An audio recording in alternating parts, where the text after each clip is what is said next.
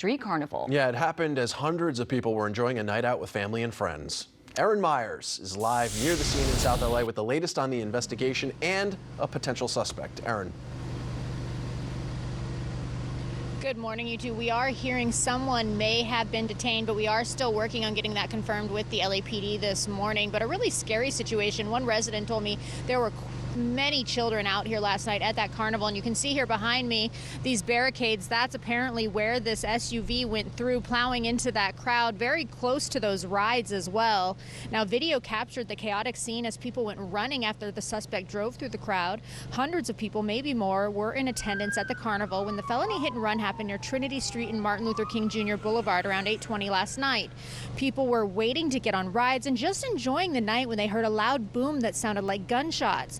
One security guard at the carnival described the situation and one of his colleagues' injuries. You know, it was a nice normal day, the carnival, basically a guy in a white car, they said it was a Porsche, decided to drive through the people. You know, it was a nice day. I don't understand why would you do some stuff like that. It was kind of upsetting because they hit a couple of my guards. Actually gave one of the guards a concussion and broke his leg. Shouldn't have happened, man.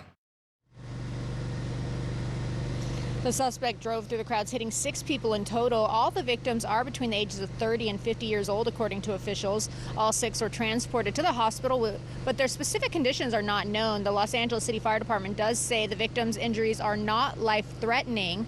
As for the suspect, police say they were driving a newer model white Porsche Cayenne SUV that had major front-end damage because of this incident. The driver did flee the scene, but according to the LA Times, the suspect vehicle was located. Now back here live once again, as of this morning, we are hearing someone may have been detained, but we have been working throughout the morning on getting that confirmed with the LAPD. Reporting live here in historic South Central, I'm Erin Myers. I'll send it back to you both in Hollywood. Erin, thank you. A major win for the Democrats this weekend. They will maintain control of the Senate. The party's victory follows a razor-thin race in Nevada. Incumbent Democrat Catherine Cortez Masto edging out Republican challenger Adam Laxalt. The party still lacks the 60 votes in the Senate needed to end a filibuster and move major legislative changes. Still, President Biden appears optimistic about the prospects for his legislative agenda. He spoke with reporters ahead of the G20 summit just this morning. I'm not surprised by the turnout. I'm incredibly pleased by the turnout. And I think it's a reflection of the quality of our candidates. So I feel good, and I'm looking forward to the next couple of years. Meantime, control of the House remains uncertain, but Republicans appear poised to clinch the 218 seats needed to secure a majority. But many races are too close to call. The GOP currently needs 7 seats to take power. Democrats need 17 to keep it. And turning now to the midterm election and new numbers in the race for LA mayor. 67% of the vote now counted. Karen Bass has expanded her lead overall to rival Rick Caruso. Bass now has a 9,400 vote lead, but still thousands of votes left to be counted. It's still too close to call at this moment. Different story in the race for Los Angeles County Sheriff. Former Long Beach Police Chief Robert Luna maintains a commanding lead over incumbent Alex Villanueva. Luna leads by more than 259,000 votes. And take a look at this video. Wild security footage showing an SUV crashing into a Ross store near Sacramento. This happened yesterday just before 9 o'clock p.m. that is. Authorities saying 5 people were taken to a hospital, 1 with serious injuries. The entire front entrance of the store completely shattered with glass everywhere.